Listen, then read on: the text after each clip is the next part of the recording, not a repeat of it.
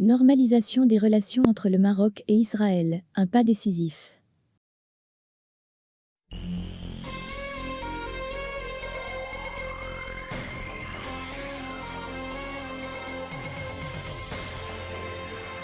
Donald Trump annonce que le Maroc s'engage à normaliser ses relations avec Israël, comme l'avaient déjà fait 3 autres pays du monde arabe, le Soudan, Bahreïn et les Émirats arabes unis.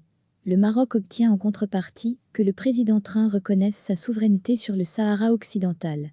Les cartes ont bougé, selon Dominique Moïsi, conseiller spécial de l'Institut Montaigne, politologue et géopoliticien.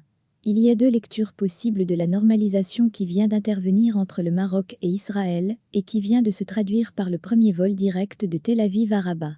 La première très négative consiste à dénoncer le triomphe de la diplomatie purement transactionnelle de Donald Trump.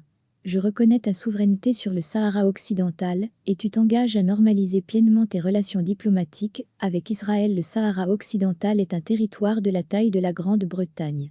Il a été sous le contrôle de l'Espagne jusqu'en 1975, suivi par celui du Maroc depuis.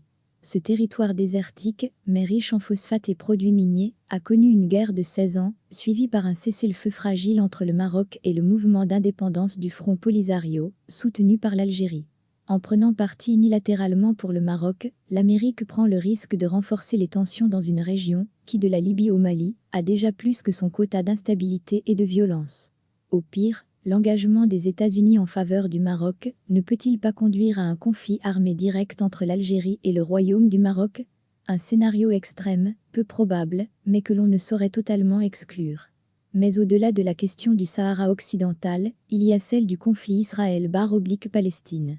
Pour le monde arabe, la normalisation avec Israël passait hier par la création d'un État palestinien aux côtés d'Israël. La solution des 2 États semble de fait aujourd'hui avoir été abandonnée par toutes les parties, y compris dit nombre d'observateurs de la région, par les Palestiniens eux-mêmes. Abandonnée par les États-Unis et les pays arabes, défendue mollement par l'Union européenne, les Palestiniens ne commencent-ils pas à se résigner, par un mélange de désespoir, de fatigue et de principe de réalité à la solution d'un seul État? Pour peu bien sûr, qu'ils jouissent en son sein de droits identiques à ceux des Israéliens juifs. De fait, il existe une deuxième lecture, plus positive celle-ci, de la normalisation entre le Maroc et Israël. Après l'Égypte en 1979, la Jordanie en 1994, voici désormais les Émirats arabes unis, le Bahreïn, le Soudan, et maintenant le Maroc. Israël est, en dépit des protestations de l'Iran, un acteur à part entière au Moyen-Orient. Le Maroc n'est certes pas encore pour Israël l'équivalent de ce que sera peut-être demain l'Arabie saoudite. Mais la normalisation des liens entre Rabat et Tel Aviv constitue pour la diplomatie, comme pour la société israélienne, un succès incontestable. Et ce, pour des raisons aussi symboliques que réelles. Le roi du Maroc préside cette année la conférence sur le statut de Jérusalem.